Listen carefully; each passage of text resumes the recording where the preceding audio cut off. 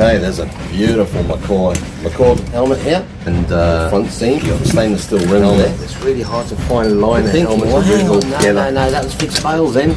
Yeah, you're right. Here on the rim. Can you see little dents there? Little circle? I say it in my videos. I said it before. The little punch holes to show. A little clip here against the head. I'm not sure. And they put it around the other way. I tell you what, there's one thing right.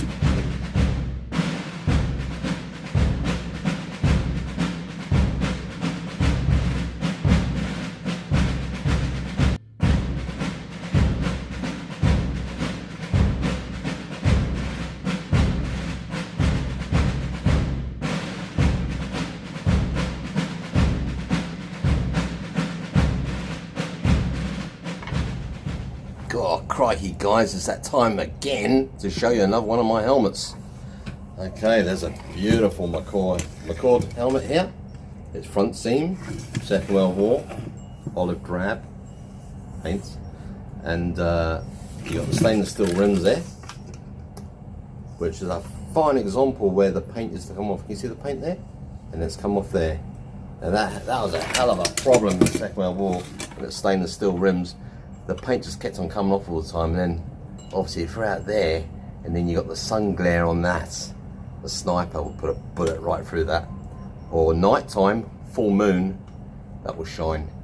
So that's why later on in the Second World War, late 1940s, they got rid of that, and then they just put the normal steel on there and painted it and it stayed on. So there you go guys, this is a lovely helmet. God, I mean look at that. It's still got all its original paint. Now I must say, this is sand textured, which means it was reissued back into Vietnam War. So yeah, it's pretty good. Still got that really rough sand texture on it, you know. So, now this one, I'll just take the liner out. The liner didn't come with the helmet. It's really hard to find a liner helmets original together. It's gee whiz if I can get this one out. God, struth. Okay, it's out. Well, this helmet here is swivel bales, okay? There you go, swivel bale. You can see it in there. Now, this helmet's, the heat stamp is 571A, 1943, May to August. Now you guys are thinking, well hang on, no, that was fixed bales then. Yeah, you're right. This was a fixed bale helmet. And as I said before, right, you can see that it was a fixed bale helmet because the little punch dents in the stainless steel rim. So let me show you guys, okay? Okay guys, there's a close-up. Now if you can just see that little punch mark there on here, on the rim, can you see little dents there, little circle? Actually on this bit here, right there. And the same on the other side. I'll just turn it around the other side. With there you go, just see it, just there, where the little mark is on there as well. Little punch hole. Yeah, so I say it in my videos, I said it before, the little punch holes to show where to put the fixed bale. But obviously in time, fixed bale snapped off of this, or they just updated it and put the swivel bales on, which you got the old chin strap clips there. Nam, could be Nam or Korean. But yeah, isn't it strange? This side, check this out guys. Gee whiz, this is how they put this chin strap on here. It's kind of strange. Look, they it's like it's gone underneath. Yeah, this bit here should be coming out this way. See, but it's going back underneath. So I don't know if they were irritated with the little clip here against their head. I'm not sure, and they put it around the other way. But that's the way it goes. It's kind of weird. So yeah, that's definitely Nam chin strap. So yeah, so as I said again, as I always say, that's a lovely helmet. It's just got like a little graze there. Couple of stress cracks here, nothing to worry about. And I tell you what, there's one thing, right? Look, okay, look, a couple of more stress cracks there. But as I say, that gives it character.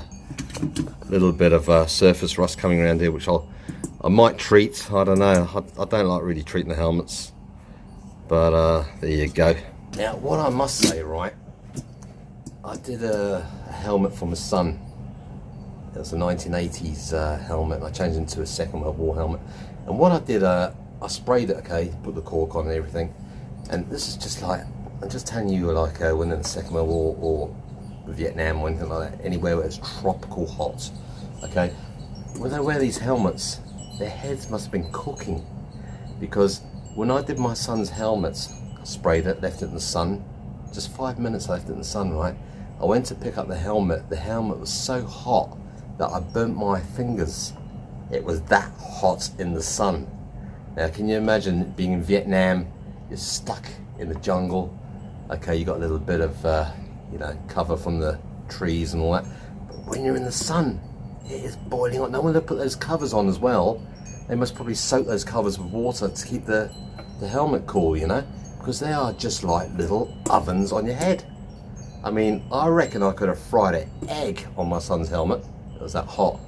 So those guys, I can see why they went cuckoo over here in Thailand and Vietnam.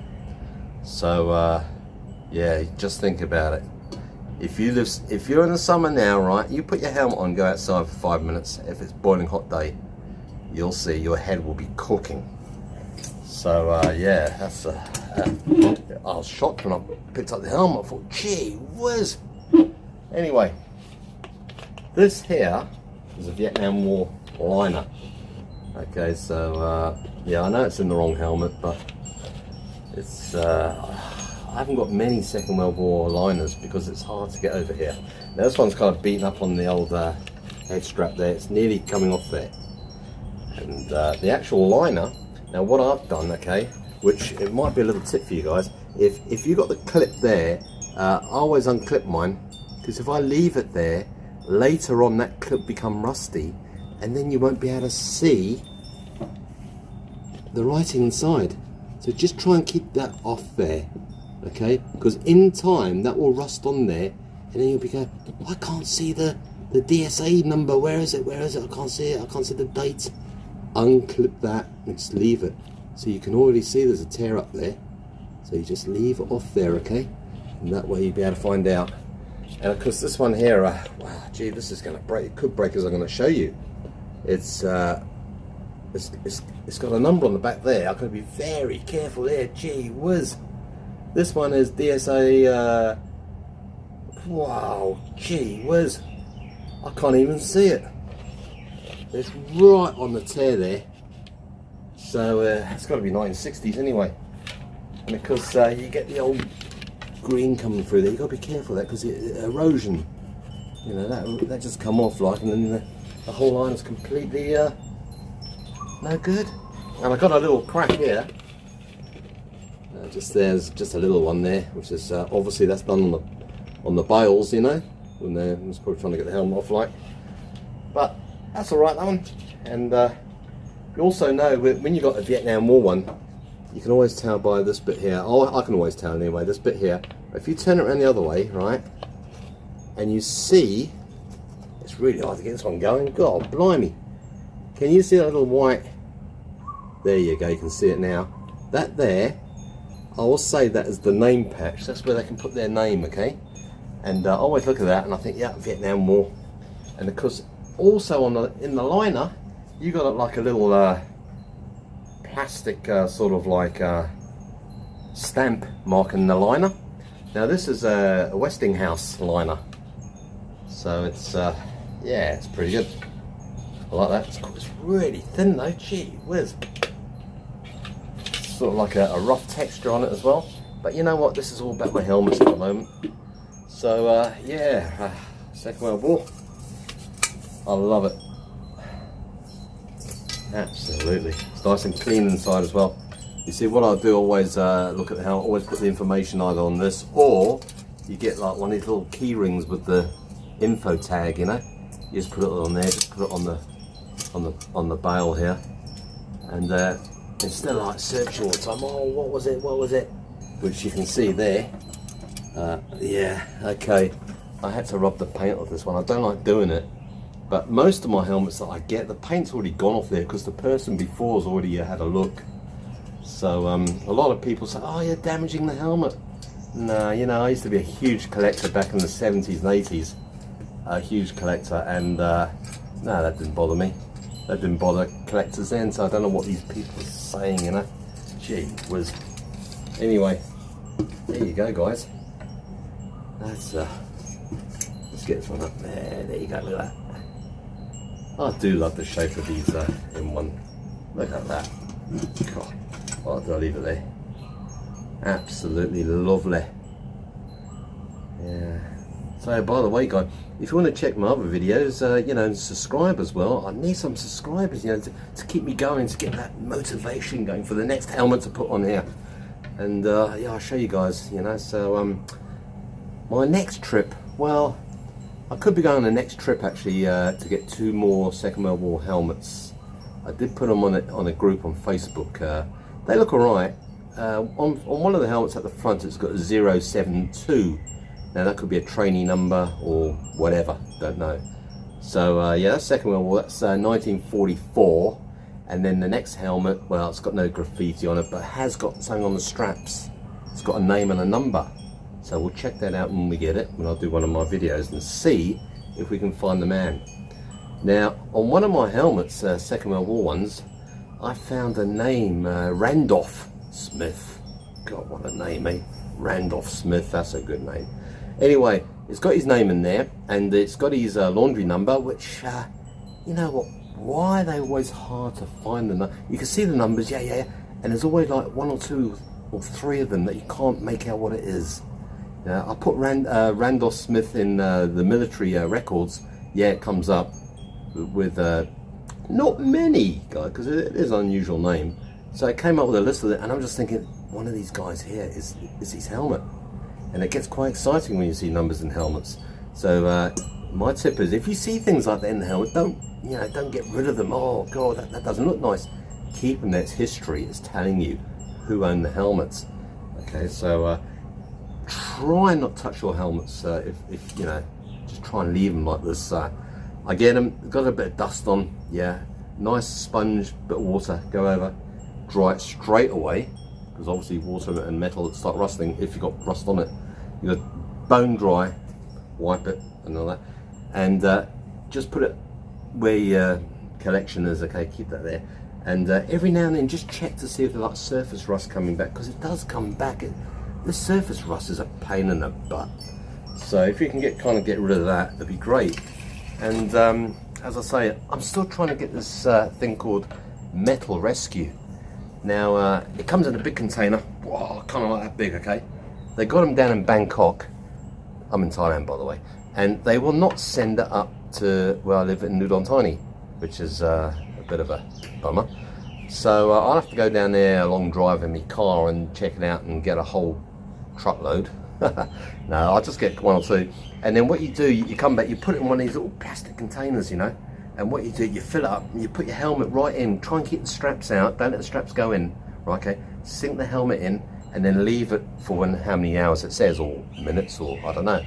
And what it does, the Metal Rescue, it gets into the rust. Just gets in and eats it away, right?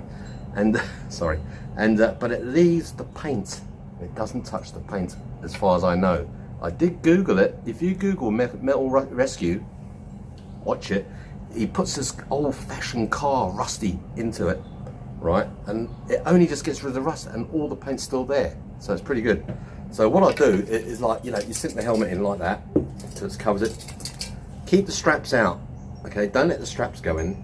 Even though the stuff, apparently, you can put your hand in this liquid and leave it. It's okay.